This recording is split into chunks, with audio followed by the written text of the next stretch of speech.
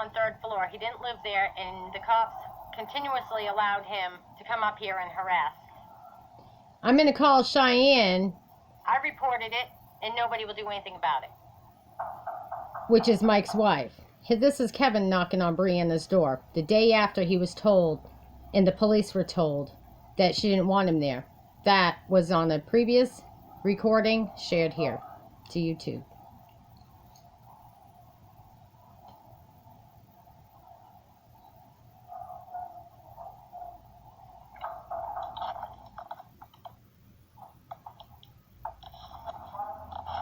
It wasn't until he forced his way in that I called the police.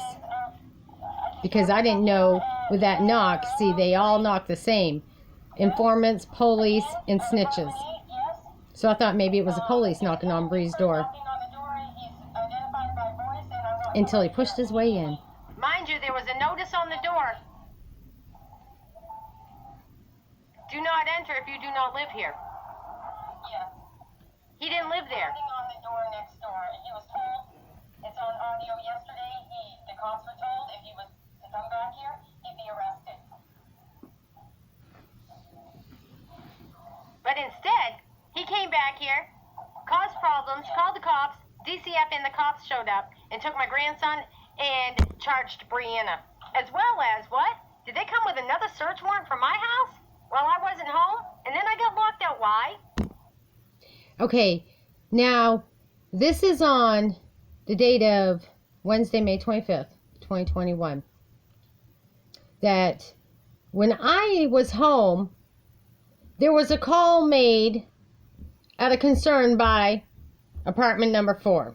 A guy named Angel who had previously contacted and harassed me and was also an informant but dealing dope out of the Railroad Street. He's an informant for Jeffrey Noyce. His girlfriend works at the Kingdom Trail. She used to bring, listen to this, Kingdom Trail, okay, the restaurant in Island Pond.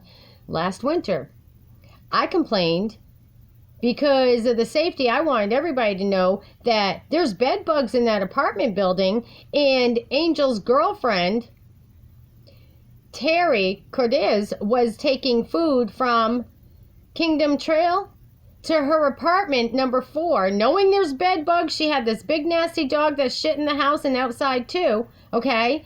And it was disgusting in their apartment. That's where the food was getting cooked because the stove was under repair. And if you don't believe me, look it up in the records.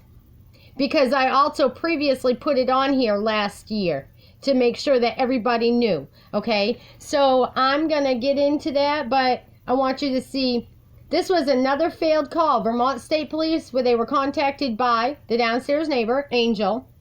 He also apologized and knew that he was on audio record, okay? So when he did that and was calling the police, there's more audio shared record that the police were contacted about Kevin abusing Brianna and Jacoby. They showed up, they took Brianna's report, then they tried to say that she wasn't cooperating. You see, that's all on audio record too. Again, they violated her. So they all knew, but because she was reporting against their informant, they wouldn't arrest him. They arrested her, charged her, and took my grandson. So now I'm going to end this and I'm going to share a part 2, domestic violence, police involvement.